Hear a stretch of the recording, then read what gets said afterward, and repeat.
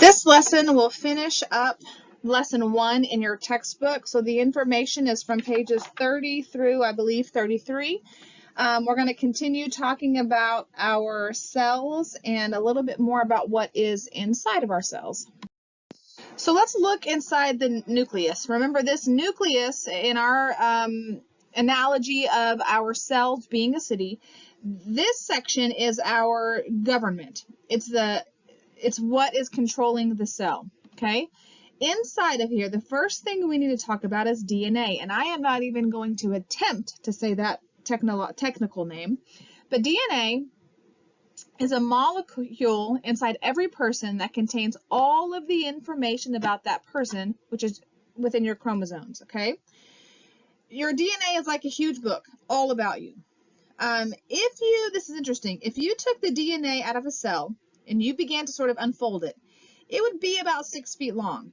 If you then extracted or took out all of the DNA from every cell in your body and you sort of laid it out end to end, every single set of DNA, it would reach to the sun and back more than 70 times, okay? It is this book crammed and jam-packed inside of your body. Basically, your DNA is telling your cells what proteins to make and how to make them. And therefore, since nearly everything that happens in our bodies is under the control of proteins, when our DNA tells our cells what proteins to make and how to make them, DNA is basically telling your cells what to do. They're the bosses, okay? Now, these cells, the DNA contains your genes. And what genes are like the words in your DNA book. This is the code for our life. They're like these letters. Letters are strung together to make words, and then those words form sentences that form paragraphs, that form pages, that forms books. That's what the genes are, the letters that are strung together to make the words that are then strung together to make the book. Okay? So, DNA, I believe that's all we need to talk about right there. Sorry, I was looking at my notes and got a little bit confused. Now, here's the thing. Nearly every cell in your body has DNA. So you could take a cell from almost any place in a person's body and get DNA from it. Then if you understood the code, you could determine a whole lot of information about that person. No two people in the whole world have the same DNA except identical twins or triplets. Even though identical twins may have the same DNA, they are still different people because DNA doesn't determine everything about a person. All right? Because a person's DNA is unique, detectives can solve crimes by collecting DNA at crime scenes. Everybody's skin, hair, blood have DNA.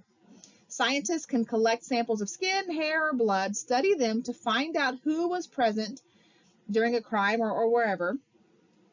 Determining a person's identity from DNA is actually a pretty new technique, and actually it's helping to now solve old crimes.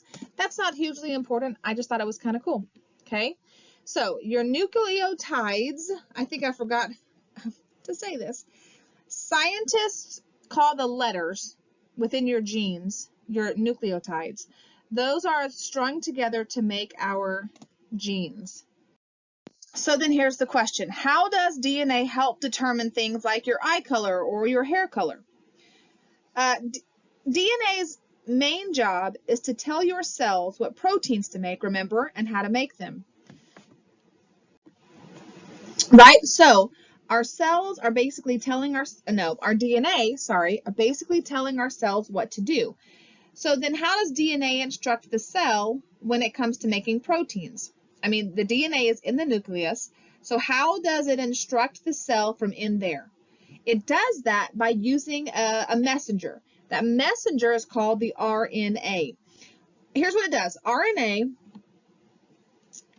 copies part of the information in the DNA and leaves the nucleus through pores in that membrane.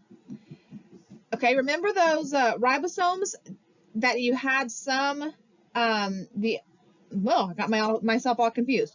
The ribosomes, that's where the RNA goes after it leaves the nucleus. The information carried by the RNA is like a recipe for protein. Those ribosomes read that recipe, then they make the protein. So the information the cell needs about what proteins to make and how to make them is in the DNA, which is in the nucleus.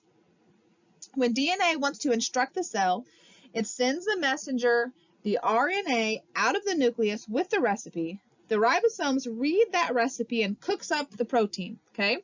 So the ribosomes read the information and make the protein. Let's talk about a process here called differentiate. Okay, so here's the thing. Your body contains billions and billions of cells, so where did they come from?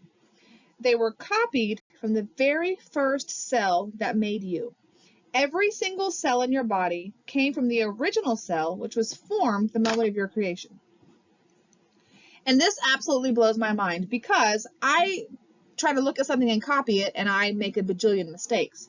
I cannot duplicate anything by hand.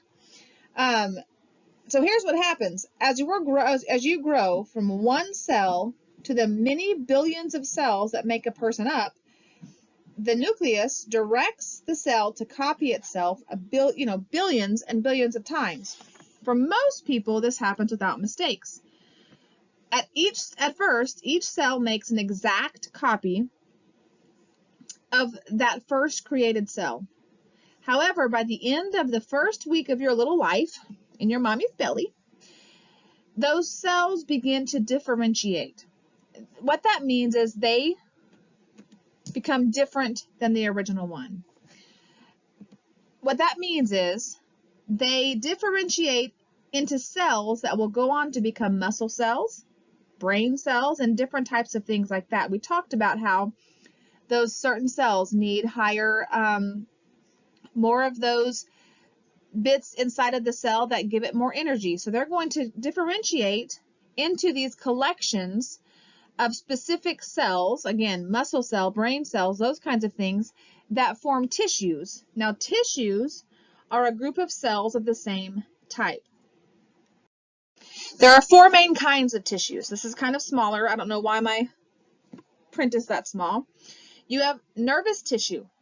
You have muscular tissue. You have connective tissue. You have epithelial. Oh, that was not said right. Epithelial tissue. Okay? Muscle tissues makes up muscle.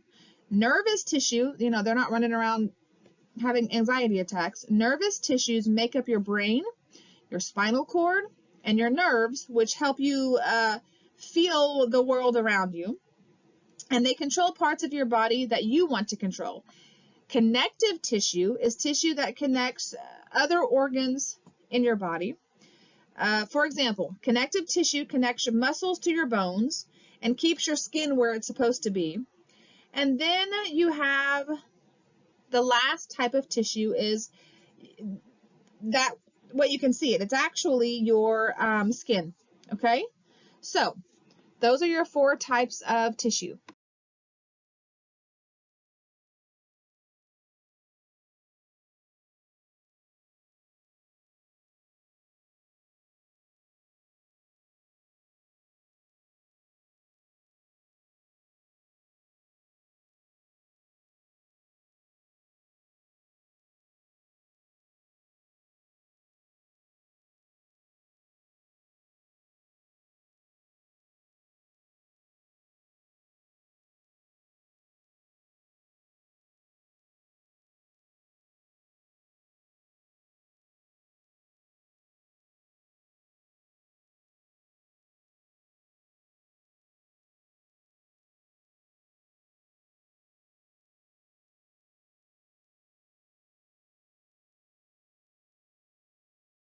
And that's it for this lecture. I feel like I went through that really, really quickly. Maybe I'm just talking fast because I've had a whole lot of coffee.